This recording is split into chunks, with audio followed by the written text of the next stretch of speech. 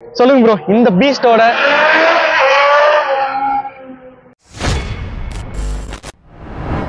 Hello guys, welcome back to my channel, welcome back to Bluebee. So ரொம்ப நாள் கழிச்சு நம்ம ஒரு பைக்கை வந்து ரிவ்யூ பண்ண போறோம். ஸோ இது ஒரு பீஸ்ட்னு கூட சொல்லலாம். ஸோ இந்த பைக்கு இன்னைக்கு வெங்கடேஷ் ப்ரோ இங்க வந்து எடுத்துட்டு வந்திருக்காரு. ஸோ இந்த பைக்கை பத்தி நம்ம வந்து ரிவ்யூ வந்து கேட்டு தெரிஞ்சுக்கலாம். ஹாய் ப்ரோ, நல்லா இருக்கீங்களா ப்ரோ? Super bro. சொல்லுங்க ப்ரோ, இந்த பீஸ்டோட ஸோ இந்த பீஸ்டோட எவ்வளவு நாள் வந்து டிராவல் பண்றீங்க? ஆல்மோஸ்ட் ஒரு 5 years வந்து இந்த பீஸ்டோட இருக்கீங்க. சொல்லுங்க ப்ரோ, இத பத்தி சொல்லுங்க. ட்ராக் மிஷின், ட்ராக் பீஸ்ட்னு சொல்லலாம். இன்னொன்னு சொல்ல மறந்துட்டேன். ஆக்சுவலா இவர் வந்து ட்ராக் ஓட்டிட்டு இருக்காரு. இப்போ என்ன லெவல் ப்ரோ கம்ப்ளீட் பண்ணிருக்கீங்க? ஆல்மோஸ்ட் 1 2 3 3 முடிச்சிட்டேன். 3 முடிச்சிட்டீங்களா? Congratulation bro. டெல்லி போறேன் நெக்ஸ்ட் மந்த். Okay bro. அதான் இந்தியாஸ் லார்ஜஸ்ட் ட்ராக் இது. அங்க போனதுக்கு அப்புறமா அவுட் சைடு இந்தியா போலாம்னு சொல்லிட்டேன். Okay bro. ஸோ இப்போ வரைக்கும் சூப்பரா வந்து பண்ணிட்டு இருக்காரு. ஸோ ஓகே, இப்போ இந்த V4Sஓட ரிவ்யூ வந்து கேட்டு தெரிஞ்சுக்கலாம். சொல்லுங்க ப்ரோ, இந்த பைக்கோட ஆன் ரோட் காஸ்ட் எவ்வளவு வருதுங்க? 2018 மாடல். 18 மாடல். அப்போ எடுக்கும்போது பாத்தீங்கன்னா 38 வந்து on road. Exhaust, cables, cover, add ons எல்லாம் சேர்த்தீங்க அப்படின்னா ஆல்மோஸ்ட் 45 மேல வரும். பார்க்கவே பளபளன்னு வச்சிருக்கீங்க. எதுவும் PPF செராமிக் அது மாதிரி எதுவும் பண்ணிருக்கீங்க? இயர்லி வந்து செராமிக் போட்டுருவோம். இயர்லி போட்டுருவீங்களா? இயர்லி போட்டுருவோம். அதான் நம்மளுக்கு வாரண்டி இருக்கு இல்ல ப்ரோ? இல்ல, ஆக்சுவலி ரெட் பாத்தீங்கன்னா பிளாக் மாதிரி தான். மெயின்டெனன்ஸ் வந்து அதிகம். அது ஒரு ஸ்போர்ட்ஸ் பைக், நீங்க கேட்க வேணாம். ஸ்டோன் பைட் அடிக்கிறது அது இது கண்டிப்பா. ஆமா ப்ரோ. அதனால இயர்லி போட்டு வச்சிருது. அது ரொம்ப நீட்டா அப்படியே வச்சு பழகியாச்சு. Okay bro. பவர் தான் பவர். வேற எந்த பைக்குமே இது வந்து அடிச்சுக்க முடியாது. இன்லைன் ஃபோர்ஸ்லாம் வந்து கிட்டே வர முடியாது. ஏன்னா இட்ஸ் V4 இன்ஜின். இதுக்குன்னு தனி ஃபேன் பேஸ் இருக்காங்க.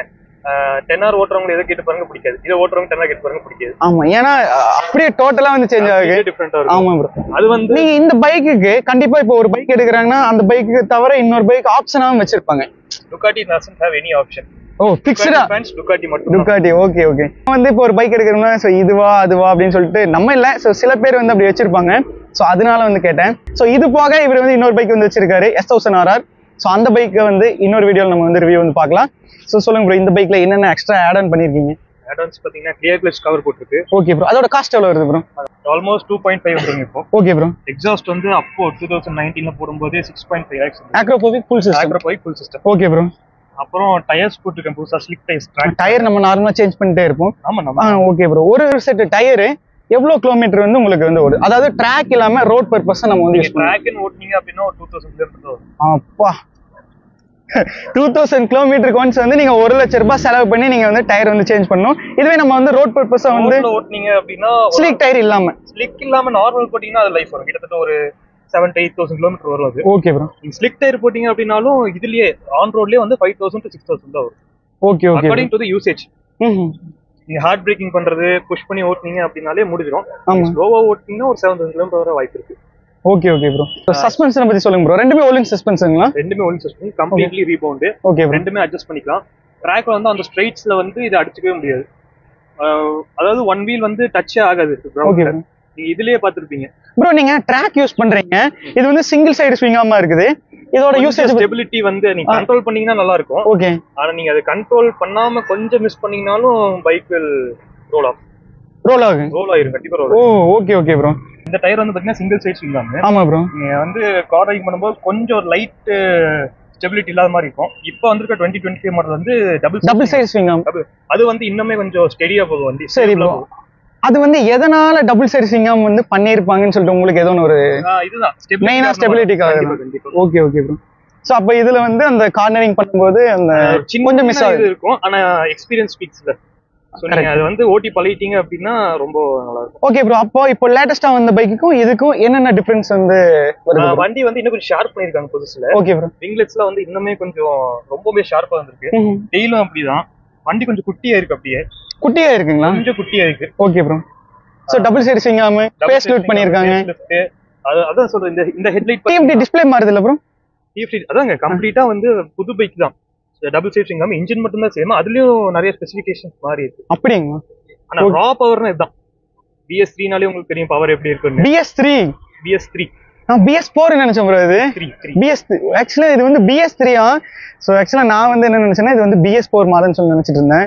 BS3 சொல்லவே தேவையில்லை. என்ன பைக் எடுத்தாலும் அது வந்து ராவா தான் இருக்கும். பைக்கோட சர்வீஸ் காஸ்ட் சொல்லுங்க bro. Service cost coming to Ducati ரொம்பவே எக்ஸ்பென்சிவ் தான். Okay bro.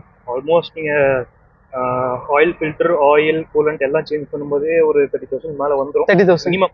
Okay bro. Minimum வந்துரும். ஆயில் வந்து ஃபுல்லி சிந்தெடிக் ஆயில் தான் யூஸ் பண்ணுவோம். ஆமா, நீங்க செல் அட்வான்ஸ்டு ஆயில் தான் யூஸ் பண்றீங்க. Okay okay bro. வருஷமா அத யூஸ் பண்றோம். ஓகே, அத வந்து ரெக்கமெண்டடே இதுதான் அதுக்கு. Okay okay bro. நீங்க MotoGP-ல எல்லாமே பாத்தீங்கன்னா ஸ்பான்சரே அவங்க தான், ஷெல் தான். ஓகே. சோ அது வந்து இன்ஜின் லைஃப் நல்லாவே வரும். அதனால வேற பிராண்ட் சூஸ் பண்றது அது மட்டும் தான். எப்பவுமே ஒரே எந்த பிரச்சனையும் இல்லை. ஒரு பிரச்சனையும் ஓகே ப்ரோ. பெட்ரோல் அது மாதிரி ப்ரோ, நீங்க வந்து அடிக்டிவ்ல வந்து யூஸ் பண்ணனும். சில பேர் வந்து சூப்பர் பைக்ஸ் எடுத்துக்கிட்டீங்கனாலே நார்மல் பெட்ரோல் வந்து பவர் பெட்ரோல் தான் ரெக்கமெண்டட். ஆமா, இல்ல ப்ரோ, ஆக்டேன் பூஸ்ட் அடிக்கடி சில பேர் வந்து யூஸ் பண்ணுவாங்க. அது வந்து நாட் ரெக்கமெண்டட். ஓகே. நீங்க வந்து பெட்ரோல் இல்லாத டைம் யூஸ் பண்றது, பவர் பெட்ரோல் சில டைம் இருக்காது. ஆமா, அந்த டைம் யூஸ் பண்றது அப்ப நம்ம ஆக்டேன் பூஸ்ட் யூஸ் பண்ணலாம், but not frequently. Okay okay. ஃப்ரீக்வென்ட்டா யூஸ் பண்ண கூடாது. நீங்க நார்மல் பவர் பெட்ரோல் தான் வந்து advisable. Okay okay bro. Ducati V4S 2018ஓட நம்மளோட கன்சோல். இதில் எத்தனை மோட்ஸ் இருக்கு ப்ரோ? நீங்கள் இது பண்ணுங்க. ரைடிங் மோட்ஸ் பார்த்தீங்கன்னா ரேஸ் இருக்கு, ரேஸ், ஸ்போர்ட்ஸ், ஸ்ட்ரீட். ரேஸில் வச்சிங்க அப்படின்னா வண்டியோட ஃபுல் பொட்டன்ஷியல் வரும். Okay bro. நீங்கள் இதில் V4Sல வந்து கம்ப்ளீட்லி எல்லாமே அட்ஜஸ்ட் பண்ணிக்கலாம். Okay bro. என்ஜின் பவர் முதல் கொண்டு எல்லாமே ஹைன்னு வச்சிங்கன்னா வந்து ஃபுல் பவர் வரும். Dynamic okay bro. இன்ஜின் வந்து ஸ்மூத்தாக இருக்குது. ரா பவர் அப்படியே வெளிவிடும். Okay bro. மீடியமில் வச்சிங்கன்னா கொஞ்சம் டெலிவரி வந்து கொஞ்சம் ஸ்மூத்தாக இருக்கும். Okay bro. நீங்கள் வந்து லோவில் வச்சிட்டிங்க அப்படின்னா வண்டி ஸ்மூத்தாக இருக்கும், ஆனால் பவர் டைம். ஓ அப்படிங்களா? ரொம்பவே வந்து கண்ட்ரோல்டாக போகும் bike. Okay okay bro. ABS, EBS, traction control level எவ்வளோ இருக்குது ப்ரோ? இது பிரேக்கிங்க்கு rear braking. Okay. Minimum brake 3ல வச்சிங்கன்னா வந்து இந்த ரெயின் டைம்லலாம் இது பண்ணுறதுக்கு. 2ல வச்சிங்கன்னா அதோட கொஞ்சம் அதிகமாக இருக்கும். இது வந்து மேக்ஸிமம் பிரேக்கிங். ஓ, 1 வச்சா தான் மேக்ஸிமம், அப்போ 3 வச்சா மேக்ஸிமம் கிடையாது? இல்லை. Okay okay bro. அப்புறம் Ducati quick shifter. Okay bro. நீங்கள் இது வந்து என்னன்னா டுக்காட்டியில் ஒரு ப்ளஸ் வந்து நீங்கள் ஒரு குவிக் ஷிஃப்ட் பண்ணும்போதுமே வந்து ஓகே ப்ரோ பிளாஸ்ட் வரும் முன்னாடி. நான் பார்த்துருக்கேன் ப்ரோ. நீங்கள் அன்னைக்கு நீங்கள் ஓடிட்டு வரும்போது டப்புன்னு ஒவ்வொரு டைமே, அதாவது 5th வந்து 6th மாட்டும்போது கூட அதே சவுண்ட் வரும். Okay okay. இதான் மாறவே மாறாது. ஃபர்ஸ்ட் கியர்ல இருக்கிறது 6th கியர்ல அப்படியே இருக்கும். இந்த பைக்கில் இந்த விஷயம் வந்து ரொம்பவே டிஃப்ரெண்டாக இருக்குன்னு என்ன சொல்லுவீங்க ப்ரோ? மோஸ்ட் காமன்லி இருக்கிறதா, பட் டுக்காட்டியில் வந்து ரொம்ப ஸ்பெஷல். ஏன்னா நீங்கள் ஒன்ஸ் வந்து கீ லாஸ் பண்ணிட்டீங்க அப்படின்னா ஓகே ப்ரோ பைக்னு ஒரு பின் வரும். Okay bro. அந்த பின் கோட் போட்டு தான் ஷோரூமில் ஓப்பன் பண்ண முடியும். ஸோ இந்த கீயை தொலைச்சிங்கன்னா அவ்வளோதான் முடிஞ்சு எல்லாமே. கீயோட காஸ்ட் எவ்வளோ வருது ப்ரோ? ஆல்மோஸ்ட் ஒரு 1.8 lakhs வரும். ரைட்டு.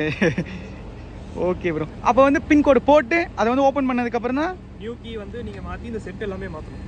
ஓ, கீ செட்டவே வந்து சேஞ்ச் பண்ணணும், டேங்க் மாற்றணும், அப்படிங்கிற ஒரு லாக் இருக்கும். Okay bro. பியர் கல்ட் இருக்குது, அதையும் மாற்றி ஆகும். Okay okay bro. Okay guys, இந்த வீடியோ வந்து பார்த்துருப்பீங்க Ducati V4S 2018 மாடலோட ஓனர்ஷிப் ரிவ்யூ. ஸோ ஆல்மோஸ்ட் நாங்கள் வந்து சொல்லியிருப்போம். இதில் ஏதோ ஒரு டவுட்டாக இருக்குது உங்களுக்கு அப்படின்னா கீழே கமெண்ட்டில் சொல்லுங்கள். அந்த டவுட்டை வந்து நெக்ஸ்ட் வீடியோவில் நம்ம வந்து க்ளியர் பண்ணிடலாம். Thank you so much bro. Thanks bro. வேறு அடிக்குது. Okay bro. ஸோ இன்னும் நம்ம சேனலை நீங்கள் சப்ஸ்கிரைப் பண்ணினா மறக்காமல் சப்ஸ்கிரைப் பண்ணி பெல் ஐக்கானை கிளிக் பண்ணிடுங்க. So thank you so much.